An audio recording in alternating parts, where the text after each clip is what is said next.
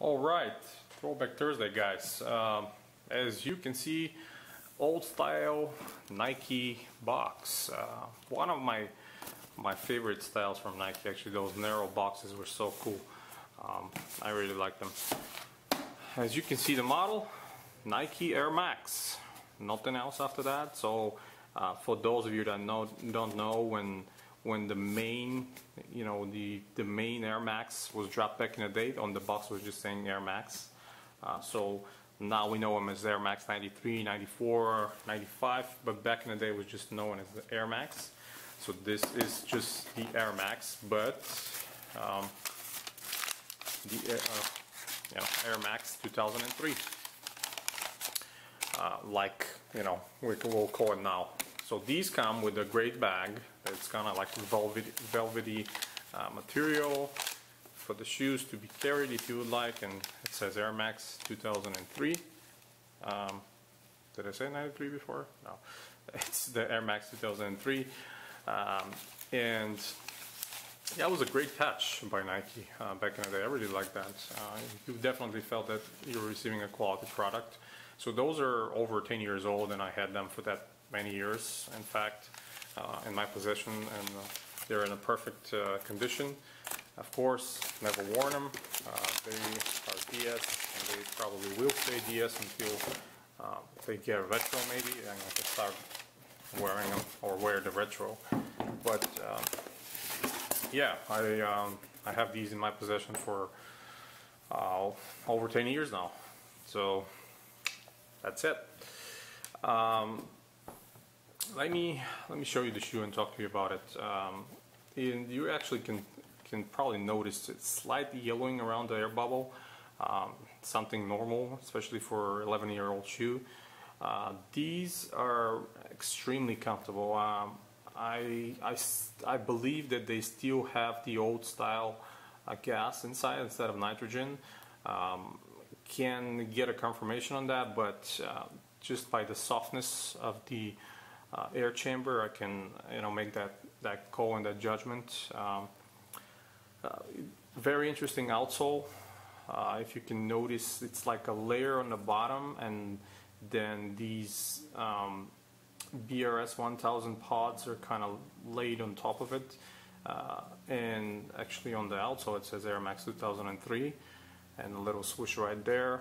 The BRS 1000, it's carbon rubber mixed material that was very much harder than normal rubber, so it actually wears out far less rapidly than the normal, and it was one of the good things that Nike brought in the market back in the day. Reflective material right here on the tab. Camera I think picks it up pretty well and says Air Max on it, and this TPU kind of a cup that cups your heel.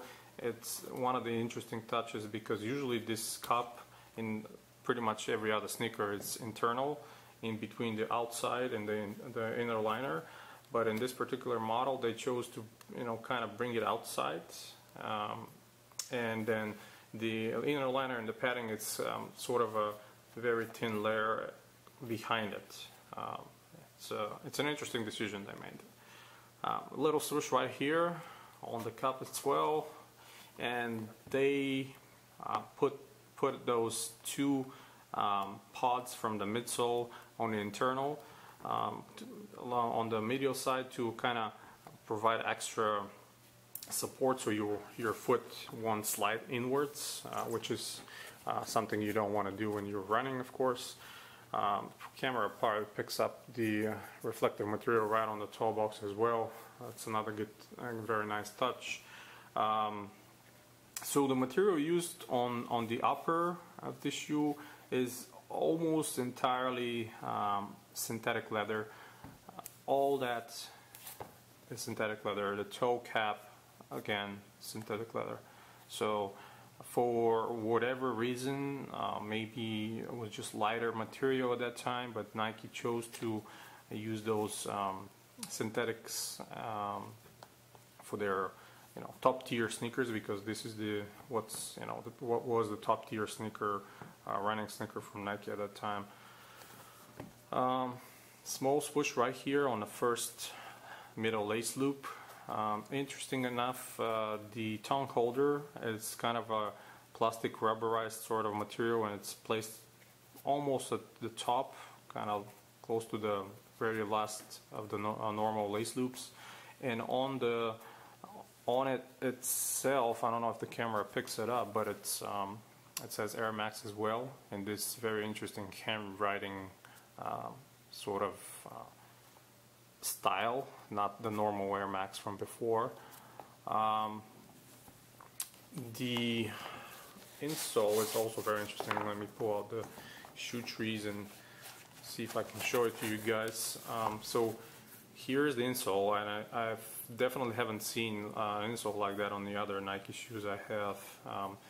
Kind of a perforated look that it's very breathable, again with Air Max right here on the heel, and this sort of a shock absorbing and cushioning pad right underneath your heel, which actually provides pretty significant cushioning when you put it on your feet. Actually feel that as well. It's a pretty good feeling. This is how the interior looks like. On the production date, of course, it's 2003, October the 12th. The old style of productions here written on the tongue.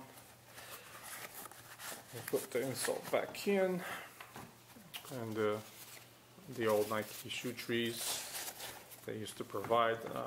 Definitely a model I really liked. This blue color is just amazing looking, in my opinion.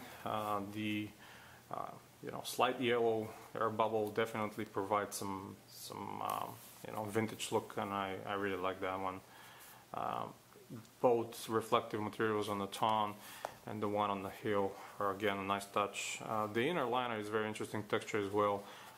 Kind of a rough, rigid style, but when you put your sock inside and your foot, actually kind of provides the extra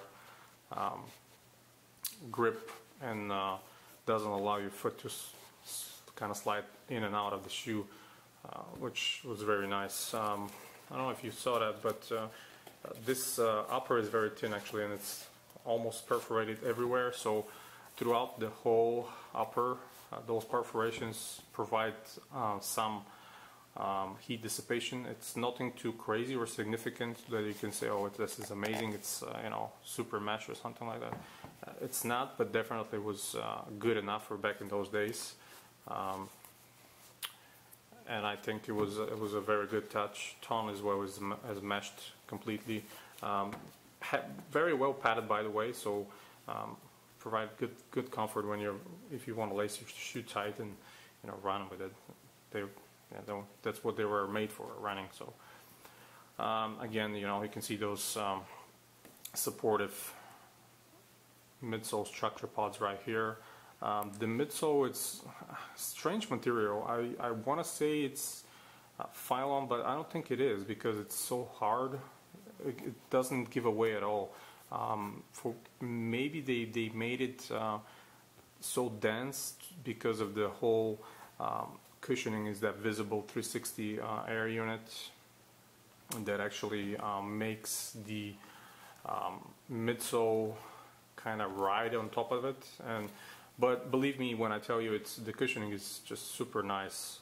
They're super soft and responsive, and these outrigger teeth sort of looking rubber from the outsole actually provided some extra stability when you run, and you kind of prevent your foot to shift left and right, because they have them on the medial side as well, lateral side. So I hope the camera picks it up how protruding they're out from both sides, but they're definitely very, very nice. Again, this hit of Nike Air right here on the tongue. And yeah, I mean, so happy that I bought those back in the day, and I decided to keep them for a collection. Back in the day, I never had a clue that this will become a thing someday, that people will make videos on YouTube and post them on the internet about their collection of the shoes they own. I never even thought about that, but you know, I bought a lot of shoes throughout the years, and I kept them pristine in my collection because I just like to collect them. Always liked and always been into collecting kicks and having kicks since, you know, '91. So it's been 20 years of a sneaker passion. Definitely Air Maxes, running Air Maxes is one of my biggest loves, and you know me, I have a lot of them. I definitely love the 90s and early 2000s when it comes to Air Maxes. I think they were probably the best running shoes, or at least the best looking running shoes out there, and I think all retros are welcome from Nike, and I will probably buy every single one of them that it's coming out. Actually planning to get the new colorway that just dropped on the 93, and of course the 98. They just reduced the prices, so I'm definitely going to be jumping on that as well. And yeah, that's pretty much it, guys. That's my take on the Throwback Thursday this week. Thank you for your support. Until next time, guys, stay tuned to CollectiveKicks.com for more sneaker news, reviews, and history articles. And you have a wonderful day.